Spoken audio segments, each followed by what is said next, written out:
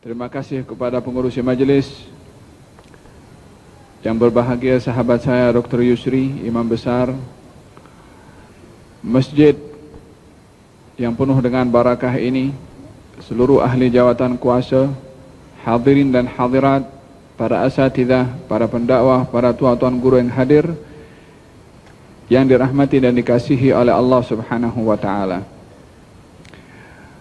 Kita datang mengimarahkan rumah Allah Subhanahu wa ta'ala seperti mana diperintah oleh Allah dan juga oleh Rasulnya, demi untuk mendapatkan anugerah daripada Allah, yang anugerah itu kita akan jadikan bekal untuk kita bertemu dengan Allah Subhanahu wa ta'ala, karena hanya dengan bekal amalan saleh dan ketaatan yang kita lakukan di dunia, itu saja yang akan kita bawa untuk berjumpa dengan Allah Subhanahu wa ta'ala. Semua yang dimiliki oleh seseorang di atas muka bumi ini akan ditinggalkan, melainkan amal solehnya.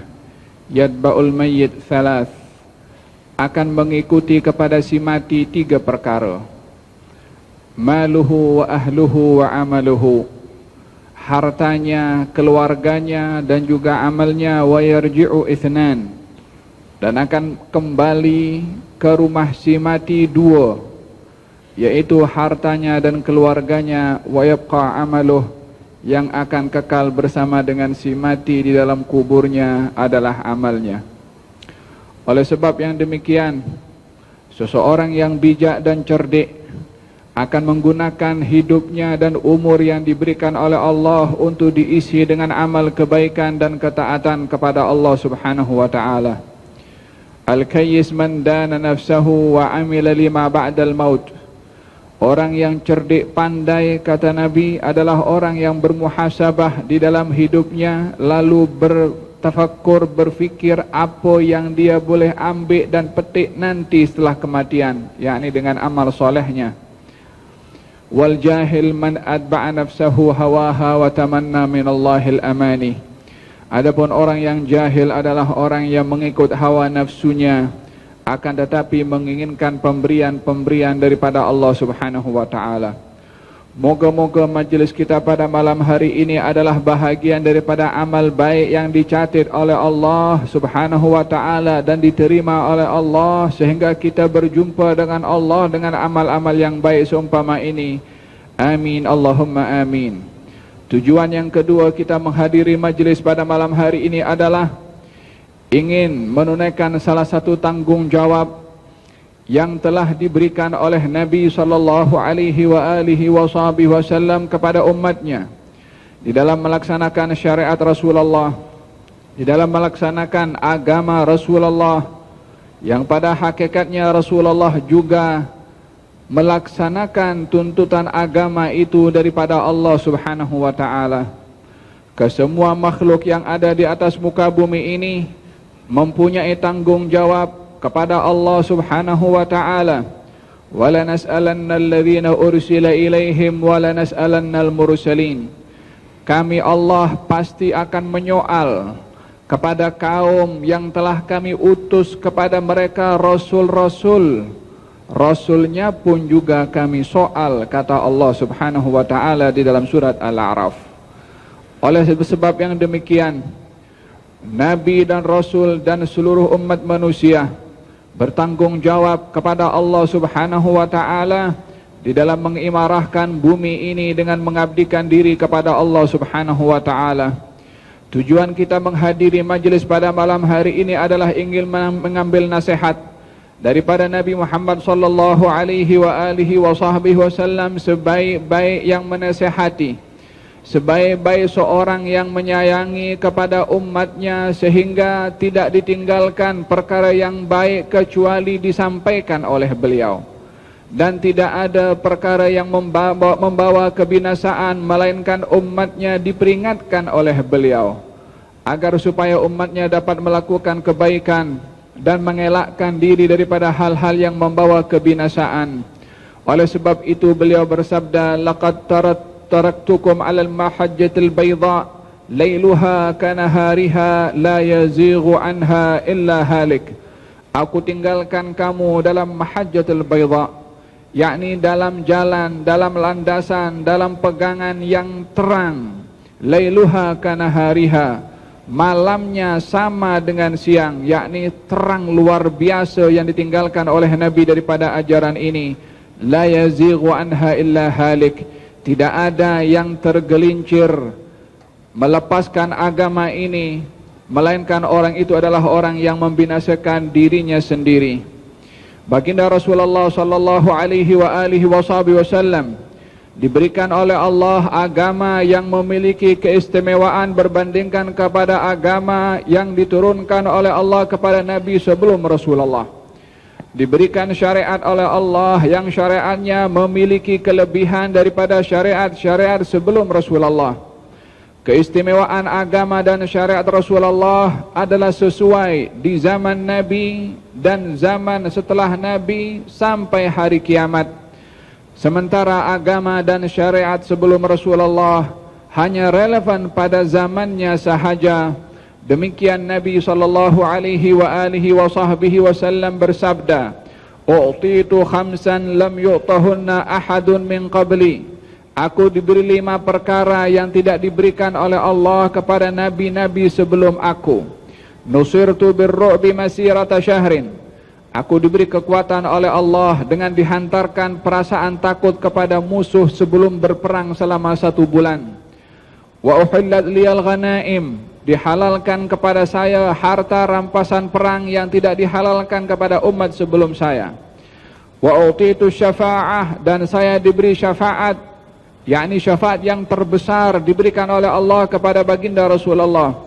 Wa ju'ila liyal ardu masjidan wa turabuha tahura. Dijadikan untuk aku tanah bumi ini tempat untuk sujud dan debunya suci dan mensucikan. Di mana saja kamu menjumpai waktu sembahyang, sembahyanglah di situ, dan ini tidak diberikan kepada umat sebelum Nabi.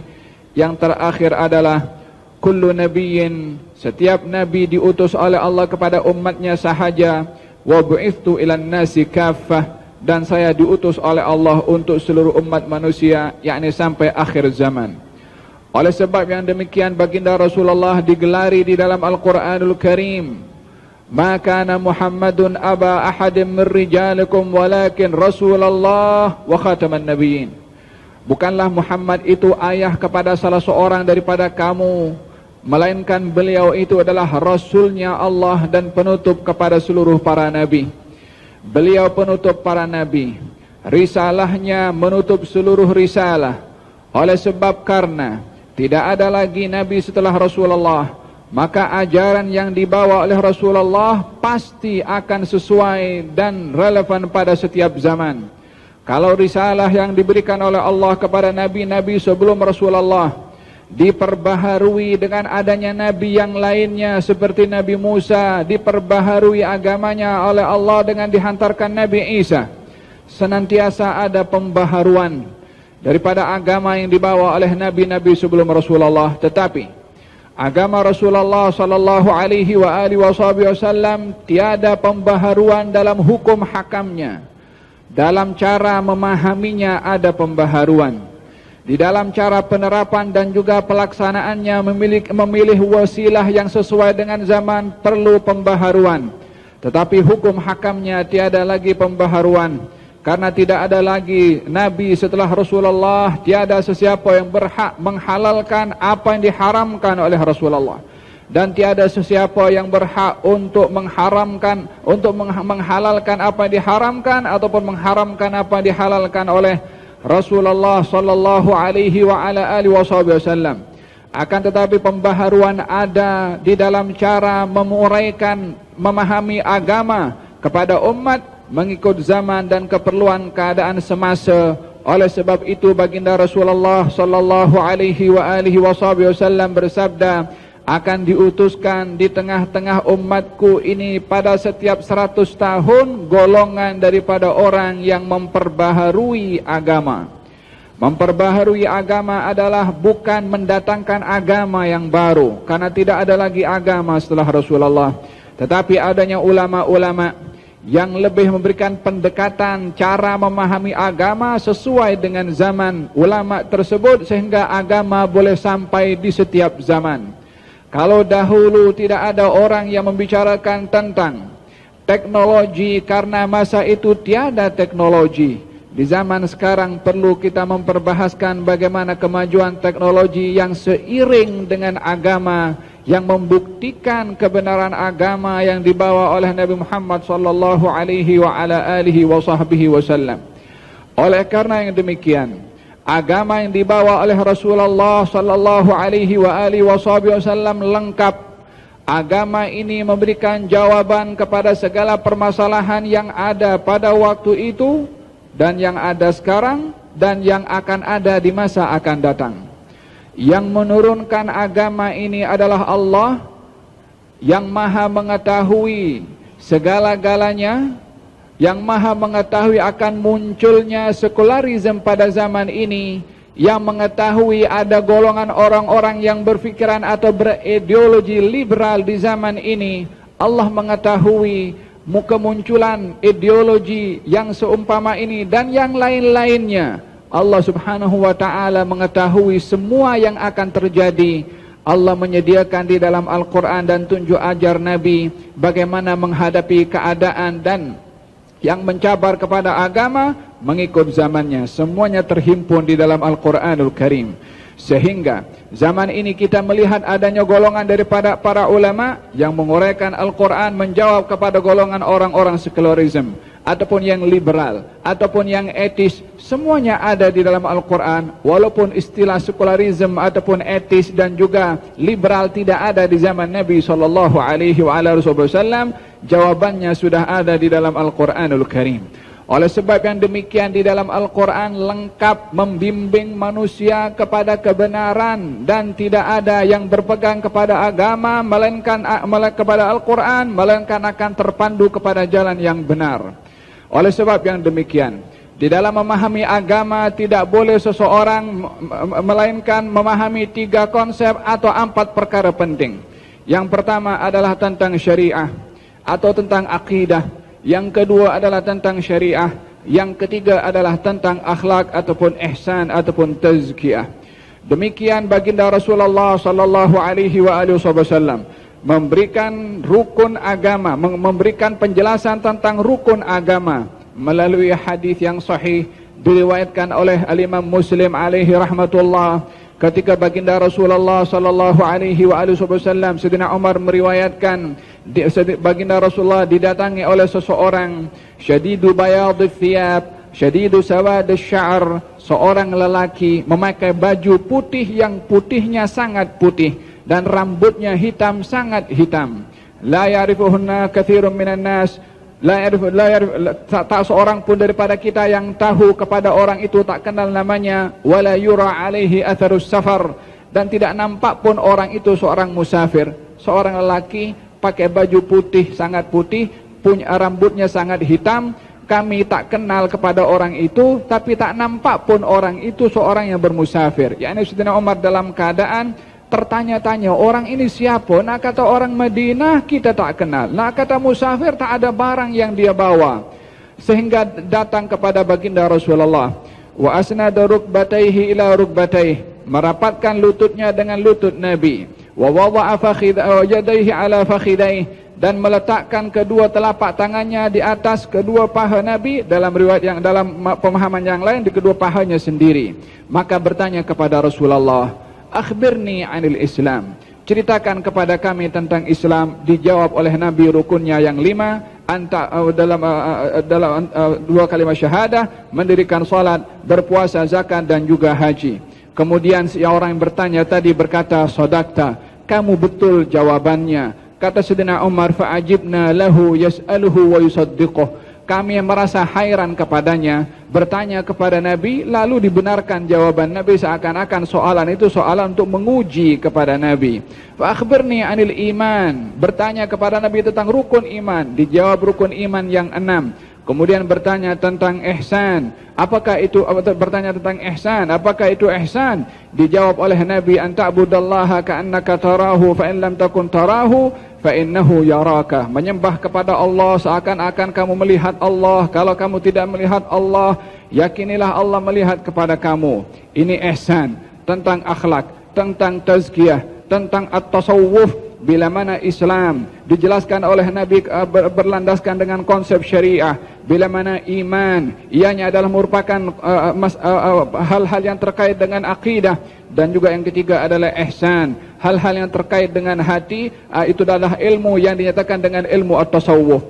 Adapun ilmu Islam, baik itu dikatakan ilmu fiqh atau dikatakan ilmu syariah atau dikatakan ilmu Islam, maka ianya adalah ilmu yang menyentuh tentang hukum hakam. Apa namanya tak menjadi masalah, yang penting Islam itu atau agama ini terbina memahami hukum hakam yang ada di dalamnya. Yang kedua yang paling penting adalah tentang akidah yang mengukur neraca keimanan seseorang dengan Allah Subhanahu wa taala dengan rukun imannya yang 6. Baik itu dinamakan ilmu kalam atau dinamakan ilmu tauhid atau dikatakan ilmu aqidah atau diberi nama ilmu iman, apa saja namanya, membicarakan tentang akidah. Dan juga yang ketiga adalah ihsan, yaitu ilmu ihsan, ilmu tasawuf, ilmu tazkiyah, ilmu akhlak, apa saja namanya yang menyentuh kepada konsep tentang pembersihan, tentang masalah hubungan kita dengan Allah Subhanahu wa taala melalui hati ini. Ini adalah 3 perkara yang disoal oleh seseorang itu kepada baginda Rasulullah. Dan ada soalan yang keempat, disampaikan oleh orang itu bertanya kepada Nabi,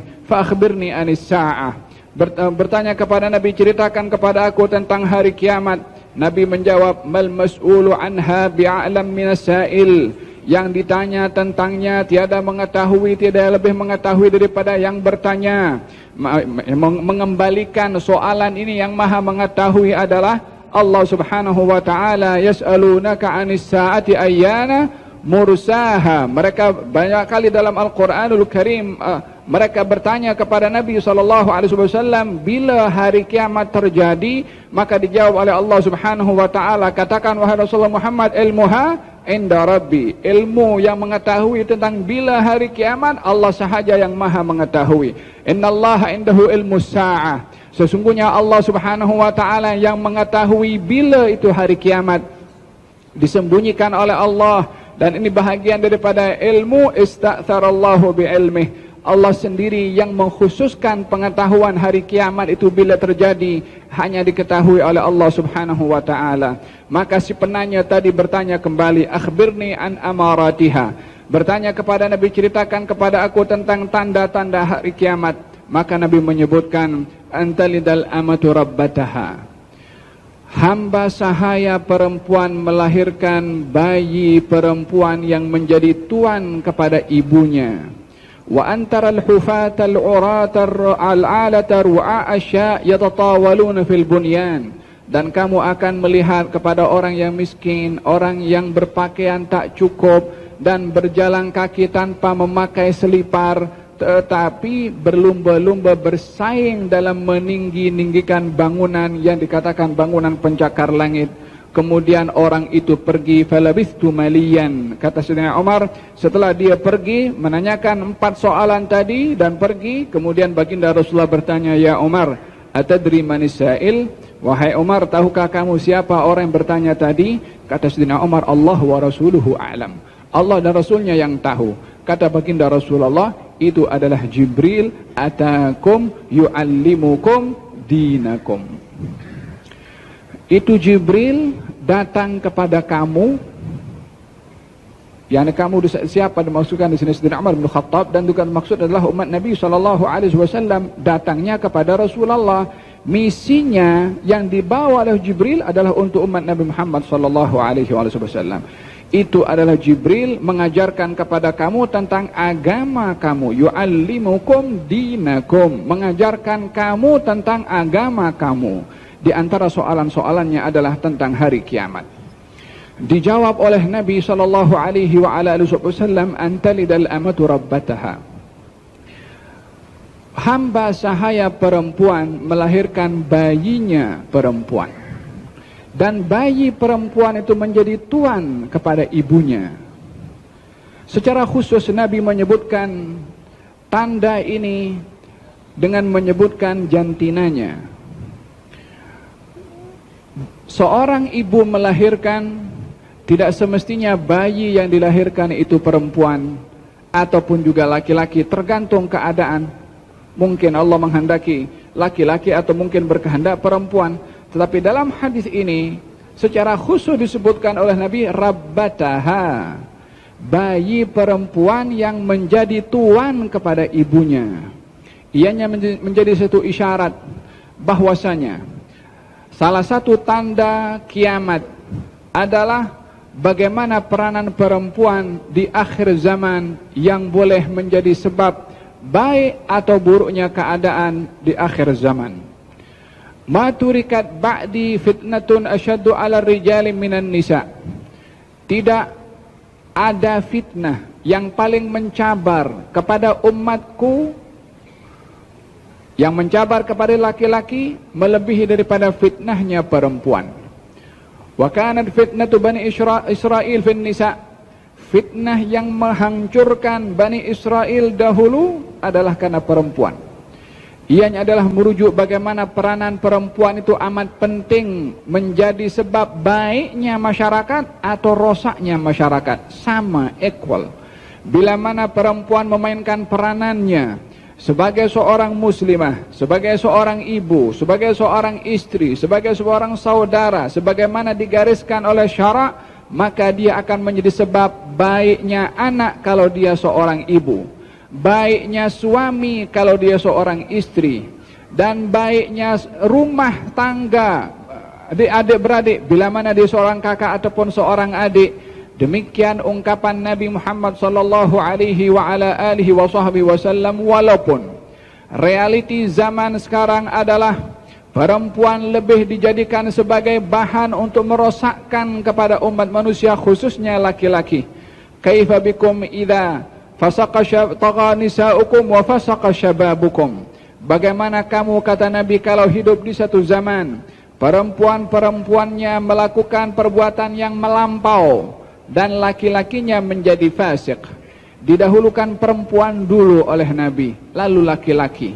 Karena rosaknya laki-laki bermula daripada peranan daripada perempuan, dan baiknya laki-laki juga bermula daripada baiknya perempuan. Wahakadha, di antara tanda hari kiamat yang disabdakan oleh Nabi sallallahu alaihi wa ala alihi wasallam, bagaimana perempuan menjadi alat kepada golongan-golongan tertentu untuk merosakkan manusia. Yang kedua, diartikan dalam hadis ini bahwasanya berlakunya seorang hamba sahaya melahirkan bayi perempuan yang menjadi tuan kepada ibunya. Ianya adalah merupakan simbol daripada kerosakan rumah tangga, di mana seorang anak menjadi majikan kepada ibu. Seorang anak menjadi seorang yang menyuruh kepada ibu atau kepada orang tuanya, sehingga seakan-akan orang tua umpama pembantu di dalam rumah, seperti mana hamba sahaya dahulu menjadi pembantu kepada tuannya, simbol kepada berlakunya derhaka kepada orang tua. Ini juga disampaikan melalui isyarat hadis ini yang disampaikan oleh Nabi sallallahu alaihi wa ala alihi wasallam. Dan tanda yang kedua adalah kamu melihat orang yang miskin, pakaian tak cukup lengkap, berjalan kaki tak pakai selipar, tetapi mempunyai bangunan yang pencakar langit. Saya tak perlu untuk menguraikan di mana tempat bangunan yang sekarang sedang mencakar langit, di negeri mana, di jazirah mana, tidak lain dan tidak bukan berasalkan daripada sebuah negeri yang dahulunya susah, dahulunya tak ada kekayaan, dahulunya mengembala kambing, dahulunya berjalan tak memakai selipar. Hari ini menjadi satu negeri atau satu jazirah yang bersaing di dalam meninggikan bangunan. Sadaqa Rasulullah sallallahu alaihi wasallam, sungguh benar baginda Rasulullah dalam menyampaikan tentang apa yang akan berlaku di akhir zaman.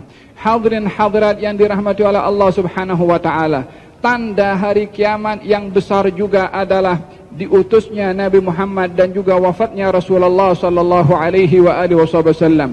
Bu'ithtu ana was-sa'atu kahatain. Saya diutus oleh Allah antara saya dengan hari kiamat seperti ini, yakni mendekatkan antara jari telunjuk dan juga jari tengahnya, sebagai simbol hampirnya hari kiamat dengan diutusnya Nabi Muhammad sallallahu alaihi wa ala alihi wa sahbihi wasallam. Baginda menjelaskan lebih lanjut tentang tanda-tanda hari kiamat dan apa yang berlaku sebagai permulaan daripada hari kiamat yang akan terjadi, yang ianya adalah merupakan satu peristiwa besar yang kita sebagai umat yang menjadi umat akhir zaman hendaklah mengetahui tanda-tanda itu semata-mata untuk bersiap sedia dengan panduan baginda Rasulullah sallallahu alaihi wa ala alihi wasallam. La tuntaqadanna ural islami urwatan urwatan awwaluhunna al-hukmu wa akhiruhunna as-salah. Akan terlepas ikatan Islam satu demi satu. Ikatan agama ini akan terlepas. Kalau tali itu terikat akan bersambung, tapi kalau terlepas akan terputus. Kata baginda Rasulullah memberikan perumpamaan, Islam ini kalau ada pengikatnya akan terlepas satu demi satu ikatan ini, sehingga tidak lagi Islam menjadi pegangan kepada umat Islam disebabkan karena terputus ikatannya. Dan nasib Islam ini akan menjadi sebagai agama yang asing, atau yang agama hanya dilihat nama tanpa ada praktikal daripada umat Islam sendiri. Bada'al Islamu ghariban wa sayaudu ghariban fatuba lil ghuraba. Islam ini datang daripada asing, tak dikenali, kembali akan menjadi asing, tiadanya orang yang praktis hatta daripada orang Islam sendiri. Fatuba lil ghuraba. Sungguh bertuahlah orang yang dia mengasingkan diri bersama dengan Islam yang asing di akhir zaman, yakni orang yang mempraktekkan agama walaupun dianggap asing oleh orang lain. Demikian sabda Nabi Muhammad sallallahu alaihi wasallam, akan terputus tali Islam ini satu demi satu. Yang pertama akan terputus tali Islam adalah al-hukmu, pemerintahan, kekuasaan. Yang terakhir adalah as-salah, yakni sembahyang. Sehingga sembahyang lagi tidak dilaksanakan oleh orang Islam, sehingga orang menganggap pelik bila mana orang sembahyang, akan dianggap pelik bila mana pergi ke masjid. Sementara itu yang dikatakan Islam, menjaga sembahyang itu adalah intipati daripada agama. Tapi di akhir zaman orang pergi ke masjid macam-macam tuhmahan. Orang jaga sembahyang, kamu sembahyang ke?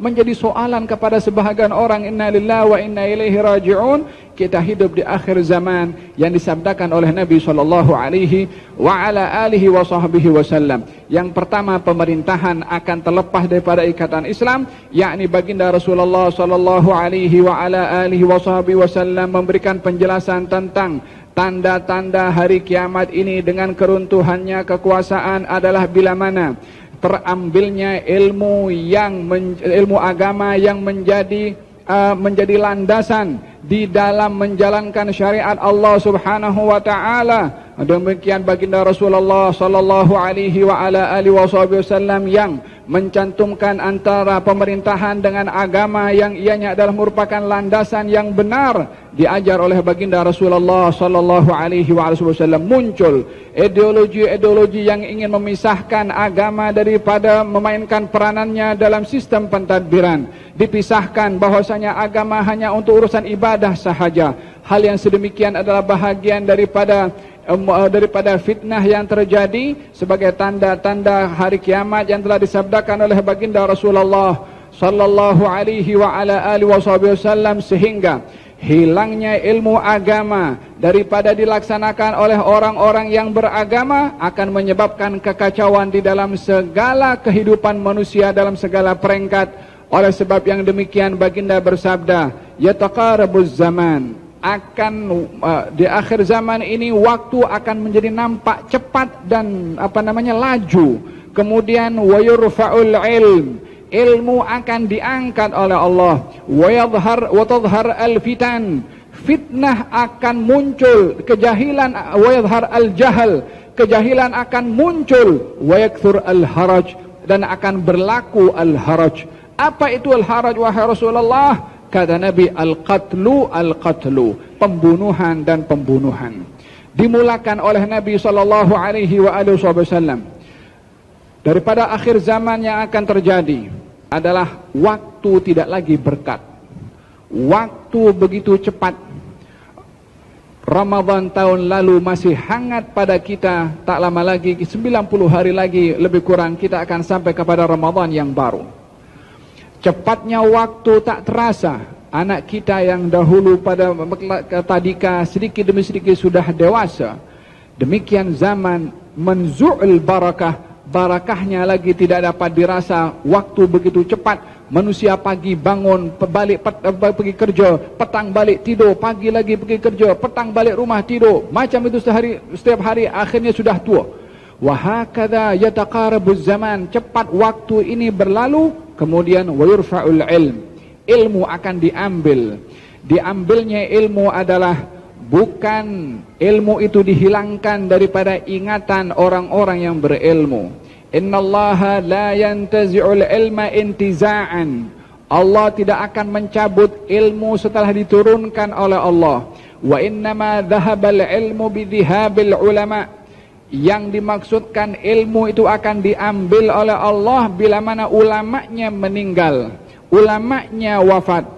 Hatta idza lam yabqa illa ru'usan juhalan, idza su'ilu aftau bighairi ilmin fadallu wa adallu. Kalau ulamanya sudah meninggal, yang terbaki adalah orang-orang jahil yang kalau dia bertanya, dia jawab ikut dia punya suka, sehingga dia sesat dan menyesatkan orang lain. Permasalahan kepada ilmu yang diambil oleh Allah bukanlah tidak adanya graduate daripada mana-mana sekolah dan mana-mana madrasah atau mana-mana university. Akan tetapi ianya adalah merujuk kepada ulama yang benar-benar mustaqim, merujuk kepada ulama-ulama yang benar-benar jalan di jalannya Allah Subhanahu wa taala. Mereka bila mana meninggal dunia, yang muncul adalah ulama-ulama su', orang-orang yang menggunakan ilmu semata-mata untuk keduniaan, orang-orang menggunakan ilmu semata-mata untuk jawatan, orang-orang menggunakan ilmu semata-mata untuk meraih hal kebendaan. Sehingga dengan demikian ilmu agama tidak lagi menjadi ikutan, disebabkan orang-orang yang melaksanakan dan menyebarkannya mempunyai agenda-agenda tersendiri. Demikian sabda Nabi SAW yang bersabda, yurfa'ul ilm. Ilmu itu akan diangkat, sehingga zaman sekarang orang dengan mudahnya untuk menjelaskan tentang ilmu agama. Orang yang tidak belajar pun juga boleh menjadi pendakwah juga. Dengan menaip di dalam Google, tanya hukum sesuatu apa yang dia inginkan, dia type, dia dapat jawaban. Esok naik mimbar, dia khutbah bagi tahu kepada orang. Yang baru insaf hari ini, esok masuk televisi, keluarkan fatwa ikut dia punya suka. Bukan demikian ilmu agama ini didapat dan disebarkan.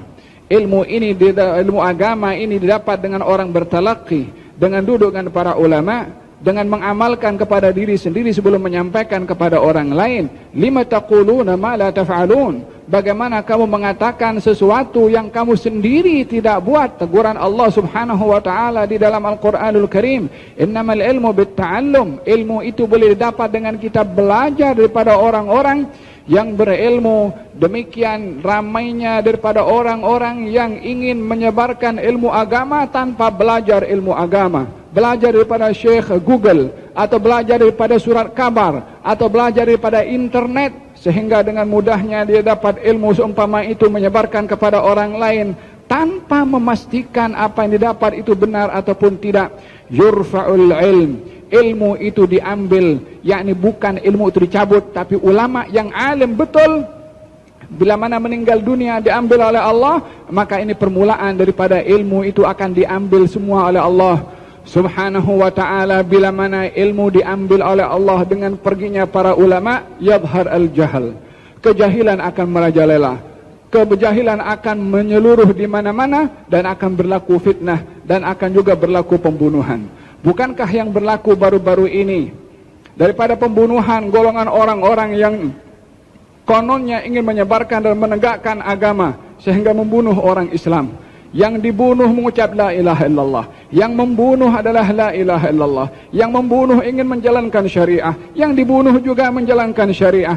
Adakah ini semua yang ditinggalkan oleh Nabi SAW sehingga agama menjadi mainan dan membenarkan untuk membunuh kepada orang lain? Ini juga bahagian daripada berita yang disampaikan oleh baginda Rasulullah kalau akan berlaku.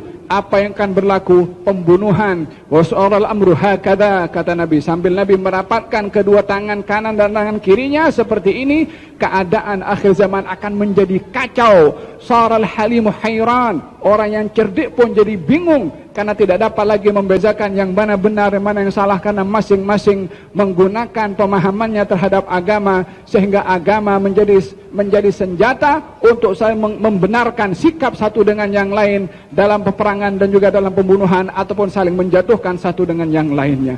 Hadirin hadirat yang dirahmati oleh Allah Subhanahu wa taala. Ini adalah satu peringatan bagaimana tanda hari kiamat adalah bila mana ilmu itu diambil oleh Allah dengan perginya para ulama yang sungguh-sungguh. Yang kedua, yang perlu untuk kita sedari bahwasanya di antara tanda-tanda hari kiamat adalah permainan media sosial. Baginda Rasulullah sallallahu alaihi wa ala alihi wasallam bersabda, "Inna min asyratis sa'ah." Sesungguhnya tanda-tanda hari kiamat di antaranya adalah kathratul fuhsh wat tafahhush. Banyaknya muncul al-fuhsh wat tafahhush. Al-fuhsh keji, at-tafahhush perbuatannya. Al-fuhsh katanya, at-tafahhush perbuatannya. Yadhhar, maknanya yadhhar, nampak di hadapan kita, jelas di hadapan kita. Bukankah dalam kehidupan keseharian kita, baik itu melalui televisi, melalui internet, melalui radio terkadang, ataupun daripada media sosial, daripada sumber mana-mana, hal-hal yang kita dengar, makian, ataupun kata-kata yang keji, ataupun kata-kata yang lucah. Bukankah di jalan raya kita melihat iklan-iklan yang diletakkan di semerata tempat, bukan hanya di pasar sahaja, bukan hanya di mall sahaja, tetapi di jalan-jalan gambar-gambar yang mungkar dan jelas-jelas mungkar, gambar yang tidak bertepatan dengan sopan santun dan juga fitrah manusia, gambar pendedahan aurat di mana-mana. Ini juga bahagian daripada at-tafahhush, bahagian daripada kekejian yang disebarkan di mana-mana, baik itu melalui televisinya, melalui radionya, melalui media sosialnya, melalui iklannya. Demikian yang telah disampaikan oleh baginda Rasulullah tentang akhir zaman, banyaknya al-fuhush wat tafahhush. Oleh sebab yang demikian, seseorang itu bila mana hidup di zaman yang penuh dengan fitnah seumpama ini, fitnah media sosial, hendaklah menjadi pengguna yang bijak dan bukan menjadi yang diperguna oleh media sosial. Orang yang menggunakan media sosial, dia akan tahu apa yang akan ditulis melalui tangannya, akan berfikir yang aku tulis ini benar mengikut tunjuk ajar Nabi atau tidak. Tetapi orang yang diperguna oleh media sosial, bila mana membaca satu berita dan berita itu mengundang emosi, dia tulis apa saja komen yang mungkin kata-katanya tidak betul, mungkin kata-katanya itu keji, mungkin kata-katanya itu maki, sementara kabar yang disampaikan kita belum tahu sejauh mana kebenarannya. Ini orang diperguna oleh media sosial. Ini orang korban informasi. Kita bila mana mendengar informasi tidak boleh menjadi korban informasi, tetapi kita hendaklah menjadi bijak menerima informasi. Ambillah tunjuk ajar daripada burung hudhud yang ketika menyampaikan informasi kepada Nabi Sulaiman, Nabi Sulaiman tidak terus terima itu khabar daripada burung hudhud. Walaupun burung hudhud tak punya naluri untuk berdusta, walaupun burung hudhud tak punya sebab nak tipu. Mana ada burung nak tipu? Dia bukan seperti manusia punya hawa nafsu. Tapi ketika burung hudhud itu membawa berita kepada Nabi Sulaiman, katanya mengatakan, ahattu ma lam tuhid bih wa ji'tuka min saba'in binaba'in yaqin. Hai Sulaiman, aku ada info yang kamu tak tahu. Aku datang daripada negeri Sabak dengan berita yang meyakinkan. Apa beritanya? Aku sampai di negeri itu, aku dapati orang dipimpin oleh seorang perempuan menyembah kepada matahari, menyembah kepada selain Allah Subhanahu wa taala. Itu beritanya. Kata Nabi Sulaiman, "Sanandur asadaqta am kunta minal kadhibin." Aku kena tengok dulu engkau punya berita ini betul atau kamu tipu. Idhab bi kitabi hadha, bawa aku punya surat ini dan campakkan ke Ratu Saba, yakni Balqis. Kemudian kamu tunggu apa mereka punya hasil perbincangan setelah membaca surat aku. Nabi Sulaiman dapat kabar daripada burung hudhud, tak langsung diterima. Dipastikan dulu burung hudhud ini beritanya betul atau tidak. Bila mana ini Nabi Sulaiman mendengarkan berita daripada burung hudhud, masih ingin dipastikan berita itu, sementara burung hudhud tak punya naluri untuk nak menipu, bagaimana dengan manusia? Bila mana terima daripada berita, entah daripada mana, khususnya daripada WhatsApp, kafa bil mar'i kadhiban an yuhadditha bi kulli ma yasma'. Sungguh seorang itu sudah dikatakan pendusta kalau dia menyampaikan apa saja yang dia dengar daripada telinganya tanpa memastikan kepada berita tersebut. Ya ayyuhalladzina amanu in ja'akum fasiqun binaba'in fatabayyanu. Wahai orang-orang beriman, bila mana datang kepada kamu orang fasik membawa berita, tabayyun dulu, pastikan dulu. Dalam bacaan yang lain fatathabbatu, adakan bukti dulu, sabitkan dulu berita itu benar atau tidak. Kita hendaklah menjadi golongan daripada manusia yang memerhatikan dan berhati-hati menerima informasi dan tidak boleh menjadi korban kepada informasi.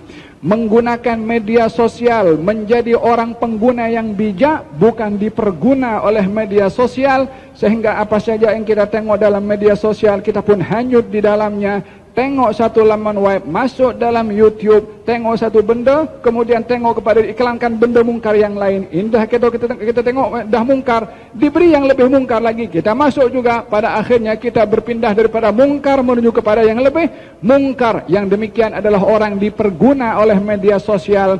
Demikian tunjuk ajar Nabi Muhammad sallallahu alaihi wa ala alihi wasallam untuk berhati-hati dengan tanda hari kiamat daripada zahirnya, kekejian melalui perkataan dan juga perbuatan, untuk tidak termasuk di dalamnya. Wa idza ja'ahum amrun minal amni awil khawfi adha'u bihi walau radduhu ila rasuli wa ila ulil amri minhum la'alimahu alladhina yastanbitunahu minhum.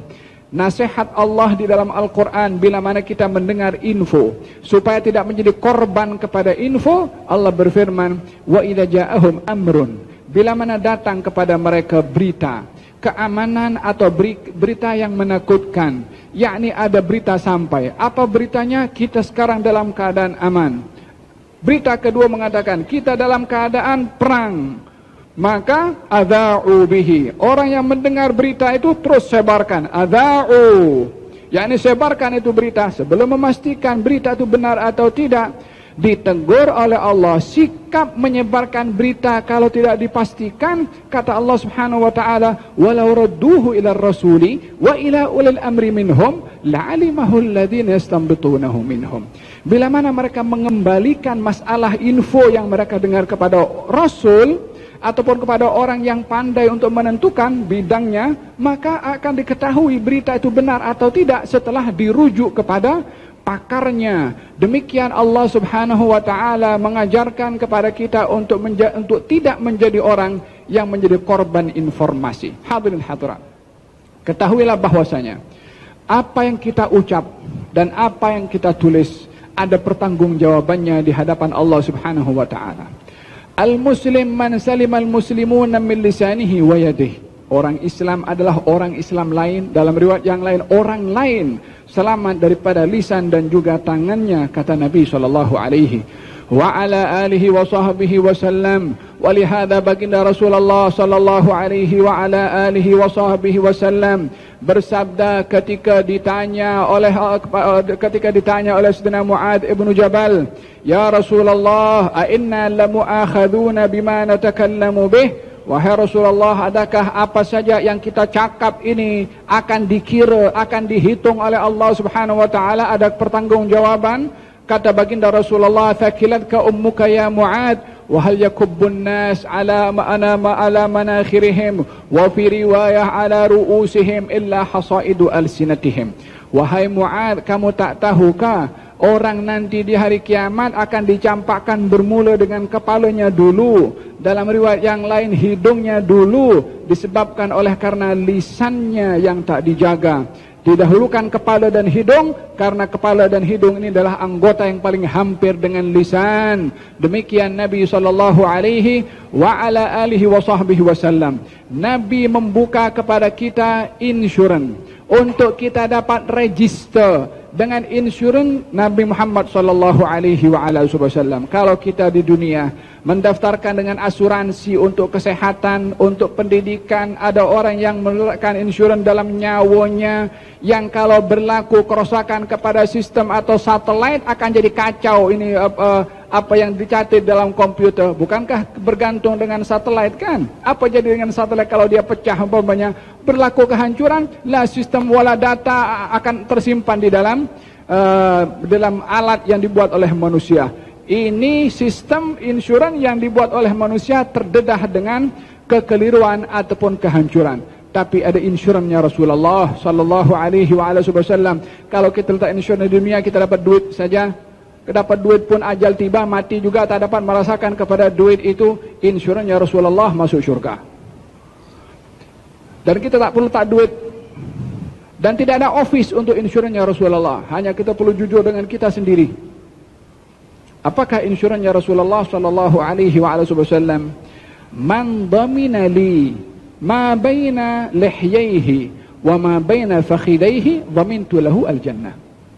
Siapa orang yang dia mahu meletakkan jaminan kepada aku dengan menjaga mulutnya dan menjaga di antara dua pahanya kemaluan, aku jamin dia masuk syurga.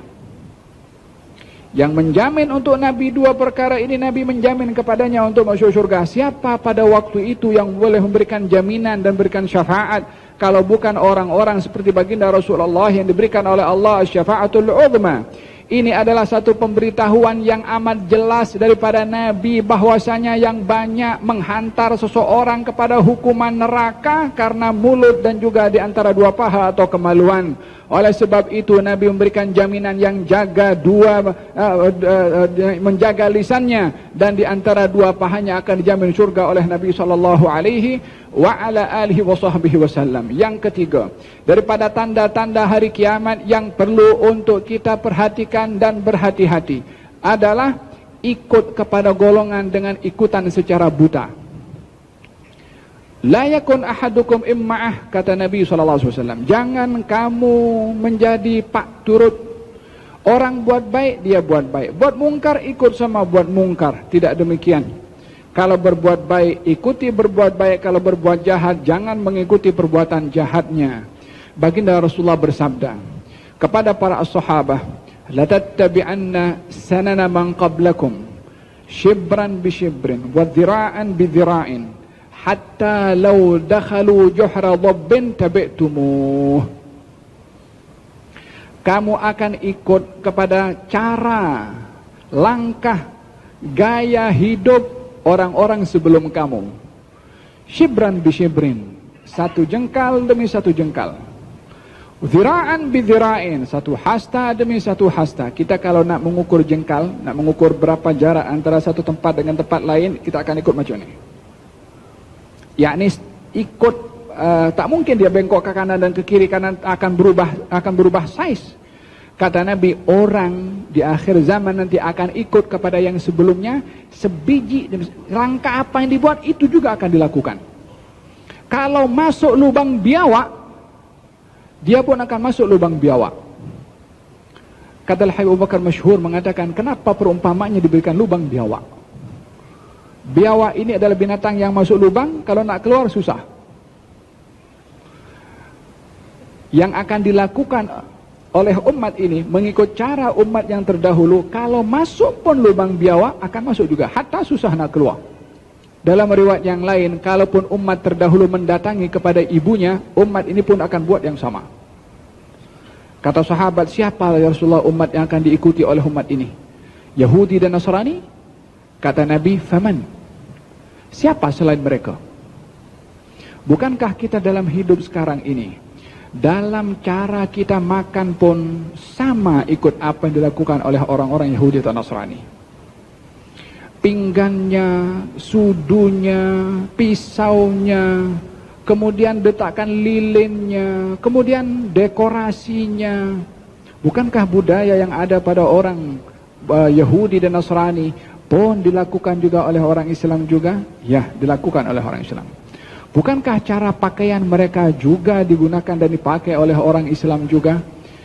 Sesaat bahagian kaki bawah dilebarkan, orang kita pun ikut melebarkan. Sesaat disempitkan, orang kita pun ikut menyempitkan.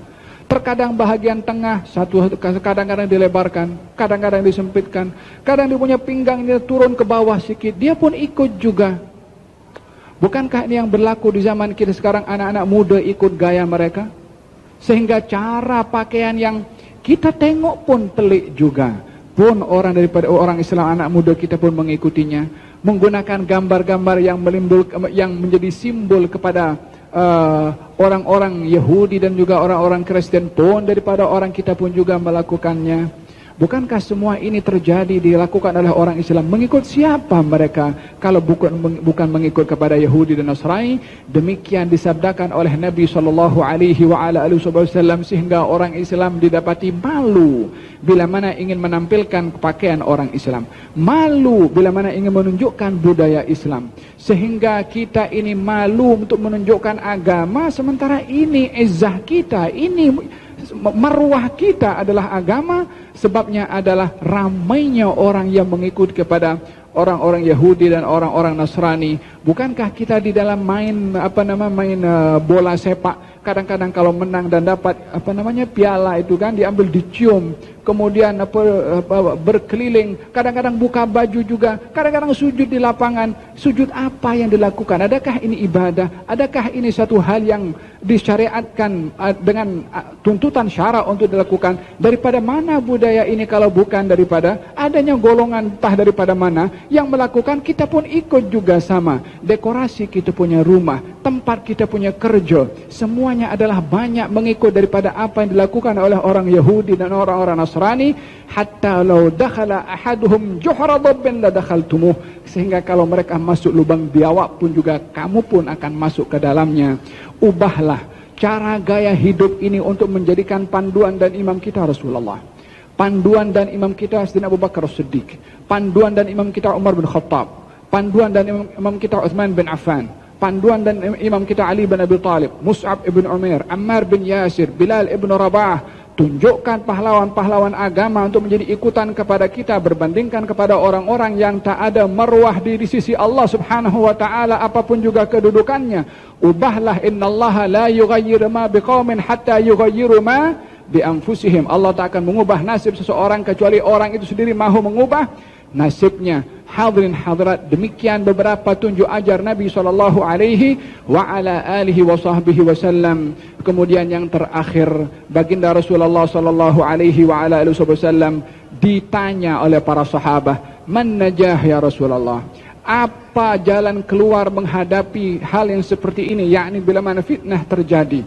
Kata baginda Rasulullah sallallahu alaihi wa ala alihi wasallam, zaman akhir zaman, orang yang jujur dikatakan pendusta. Orang yang pendusta dikatakan jujur. Orang yang khianah diberi amanah. Orang yang dia amanah tidak dilihat sebagai orang amanah atau dilihat sebagai seorang yang khianah. Zaman yang songsang, zaman yang terbalik. Demikian disabdakan oleh Nabi SAW. Faman najah ya Rasulullah? Apa jalan keluarnya wahai Rasulullah? Kata baginda Rasulullah 3. Dan kita ingin kembali dengan 3 perkara ini untuk menjadi pegangan kepada kita. Man najah ya Rasulullah? Apakah jalan keluarnya wahai Rasulullah? Kata baginda Rasulullah SAW, amsik alaika lisanak. Jaga kamu punya lisan. Bermula daripada kita menjaga lisan, supaya tidak mengucap sesuatu melainkan mempertimbangkan yang diucap ini adalah membawa maslahah atau sebaliknya. Impactnya itu positif atau negatif. Yakinlah bahwasanya yang kita kata dan kita lafaz akan dicatat oleh malaikat pencatat, dan tidak akan ada yang terlepas hatta satu kalimat pun daripada apa yang kita ucap. Ma yalfidhu min qawlin illa ladaihi raqibun atid. Tidak ada yang melafazkan satu lafaz kecuali raqib dan atid akan mencatatnya. Yang kedua, kata Nabi SAW, wal yasa'uka baituka, hendaklah kamu memulai gerak-gerik kamu dalam menjaga diri kamu daripada rumah. Hendaklah rumah menjadi landasan atau benteng kepada kamu. Jaga diri kamu, jaga istri kamu, jaga suami kamu, jaga anak-anak kamu. Rumah ini yang merupakan gabungan daripada keluarga, jaga. Karena di luar ini banyak fitnah dan dahsyat yang boleh menghanyutkan orang-orang yang tidak kuat pegangan agamanya.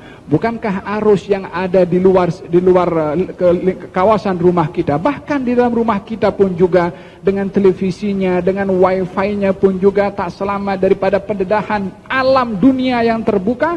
Kalau kita tidak menjaga rumah kita sendiri, walaupun kita berada dalam rumah akan hanyut dengan fenomena yang merosakkan.